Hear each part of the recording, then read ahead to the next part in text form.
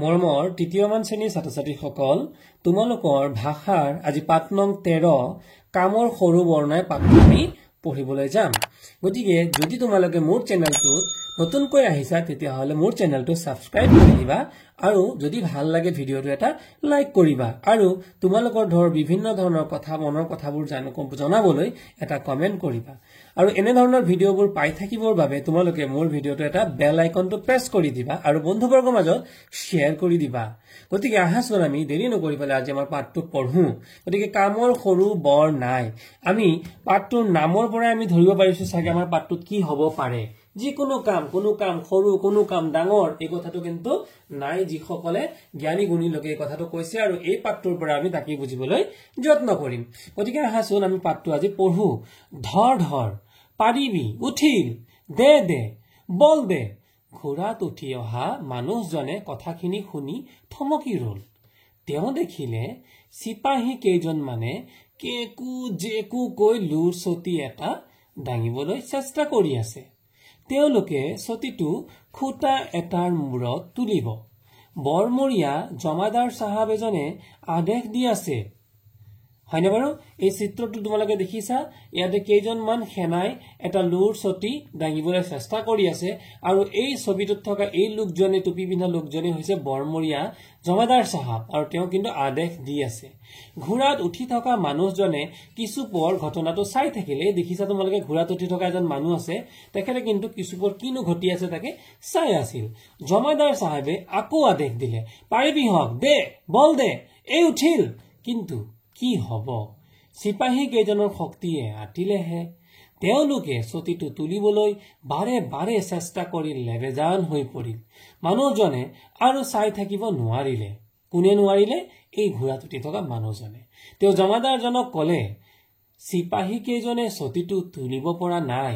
আপুনি অলপ হাত উজান দিলেই দেখোন চতিটো ওপৰলৈ উঠে।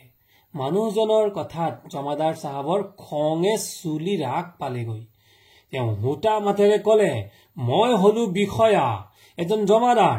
মোৰ কিবা মান সন্মান নাইনে যে মই চিপাহী কেইটাৰ লগত চতিটো দাঙিম? ইহঁতৰ কাম চাবলৈহে মোক ৰাখিছে, ইহঁতৰ লগত কাম কৰিবলৈ ৰখা নাই নহয়। মিচিকিয়া হাঁহিৰে সেই মানুহজনে কলে, মই নাজানিহে তেনেকৈ কৈছিলো জমাদাৰ চাহাব, দায় দোষ নধৰিব। এই বুলি তেওঁ ঘোঁৰাৰ পৰা নামি টুপিটো আৰু চোলাটো খুলকাই থলে। তাৰ পাছত চিপাহী কেইজনক চতিটো ডঙাত সহায় কৰিলে। মানুহজনৰ এইকণ সহায়ৰ বলত চিপাহী কেইজনে চতিটো খুটাৰ মূৰত তুলিবলৈ সক্ষম হল। মানুহজনে টুপিটো আৰু চোলাটো পিন্ধি ঘোঁৰাত উঠি যাবলৈ ওলাল।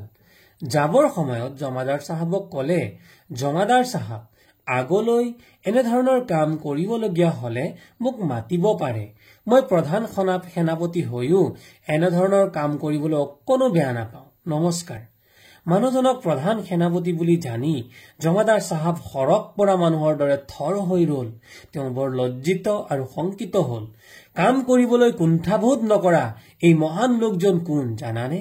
তেওঁই হল আমেৰিকা যুক্তৰাষ্ট্ৰৰ ভূতপূৰ্ব ৰাষ্ট্ৰপতি জৰ্জ ৱাশ্বিংটন। তেওঁৰ ভেম অহংকাৰ সমলি নাছিল। একাগ্ৰতা আৰু কঠোৰ পৰিশ্ৰমৰ বলত তেওঁ ৰাষ্ট্ৰৰ সৰ্বোচ্চ পদ পাইছিলগৈ। গতিকে মৰমৰ ছাত্ৰ ছাত্ৰীসকল, তোমালোকে ইতিমধ্যে দেখিলা এই পাঠটোৰ পৰা আমি এটা বস্তুৱে দেখিলো যে এজন প্ৰধান সেনাপতি হৈও কোনো কাম সৰু বুলি তেওঁ গণ্য কৰা নাছিল। চিপাহী কেইজনে দাঙিবলৈ নোৱাৰা চতিটো তেওঁ দাঙিবলৈ সহায়ৰ হাত উজান দিছিল। গতিকে যদি এজন ডাঙৰ ইমান সৰ্বোচ্চ গুণী আৰু সৰ্বোচ্চ শক্তিমান প্ৰধান সেনাপতিয়ে যদি কোনো কাম কৰিবলৈ শংকা অৰ্থাৎ লজ্জা কৰা নাই, তেতিয়াহলে আমিও বাৰু তেওঁৰ পৰা অনুপ্ৰেৰণা লব নোৱাৰোনে? আমি বাৰু জমাদাৰ চাহাবৰ দৰে হব লাগেনে?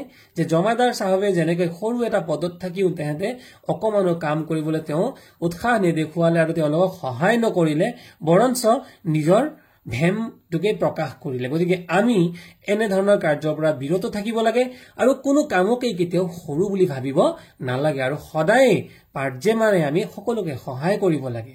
অকমান আমি সহায় কৰিলেই কোনো সৰু ডাঙৰ কাম এটাও সৰু বা সহজ হৈ পৰে।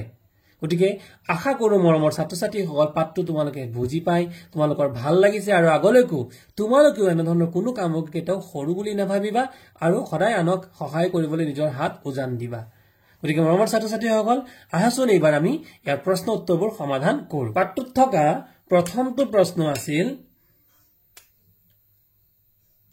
সিপাহী কেইজনে দাঙিবলৈ চেষ্টা কৰা বস্তুটো কি সিপাহী কেইজনে দাঙিবলৈ চেষ্টা কৰা বস্তুটো আছিল এটা লুৰ ছটি খ নম্বৰ প্ৰশ্নটো আছিল সিপাহী কেইজনক আদেশ দি থকা ব্যক্তিজন কোন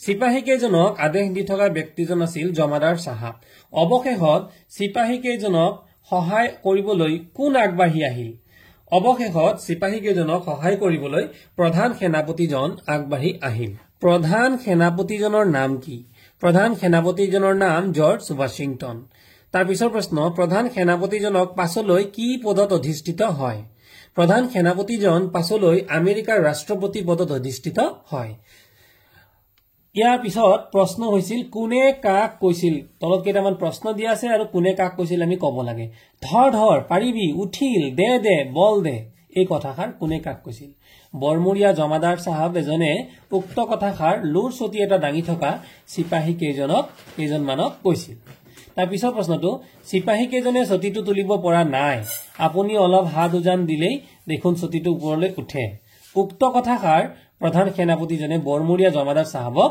কৈছিল মোৰ ছাত্ৰ-ছাত্ৰীসকল ইয়াৰ পিছতে আমাৰ যুক্তাক্ষৰবোৰ আছিল পয়লয়াত ল এই পাঠটোত থকা যুক্তাক্ষৰবোৰ হ'ল পয়লয়াত ল অৰ্থাৎ পৰ লগত ল যুক্ত হৈছে দয়দয়াত দ দন্তীয়া দৰ লগত দন্তীয়া দ যুক্ত হৈছে কয়লয়াত ল কৰ লগত ল যুক্ত হৈছে হয় নয় ন হৰ লগত দন্তীয়া ন যুক্ত হৈছে আৰু হৰ লগত দন্তীয়া ন যুক্ত হলে এই ধৰণৰ হয় নয় ন হয় এটা পঢ়া আৰু লিখা দীপ্ত দন্তীয়া দ দীৰ্ঘইকাৰে দি পয় তয় ত বিপ্লৱ বথৰছইকাৰে বি পয় লয় প্ল ওয়াব বিপ্লৱ উত্তৰ হৰ্ষৌ তয় তয় ত অৰ্থাৎ ইয়াৰ লগত এই যুক্তাক্ষৰটোত কি যুক্ত হৈছে দেখাত উৰ দৰে কিন্তু ইয়াৰ ওপৰত মাত্ৰা বা এডাল আঁচ আছে গতিকে ইয়াত যুক্ত হ'ব দুটা বৰ্ণ দন্তীয়া ত যোগ দন্তীয়া ত ৰক্ত শব্দটোত কয়ত এক ত অৰ্থাৎ কৰ লগত যদি দন্তীয়া ত যুক্ত হয় তেতিয়া হ'ব কয়ত এক ত আৰু ইয়াক লিখা হয় এনে ধৰণে গতিকে ৰ কয়ত এক ত কৰ লগত দন্তীয়া ত অৰ্থাৎ কয়ত এক ত এনে ধৰণৰ ৰক্ত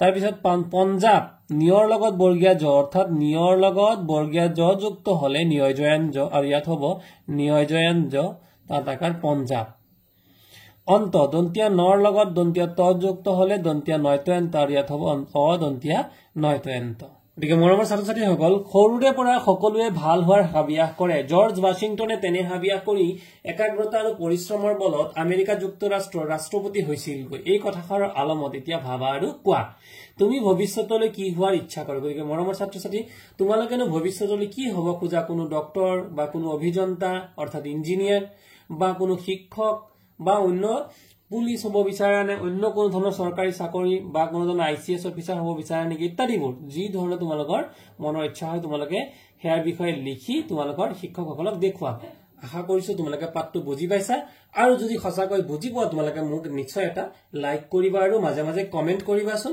থ্যাংক ইউ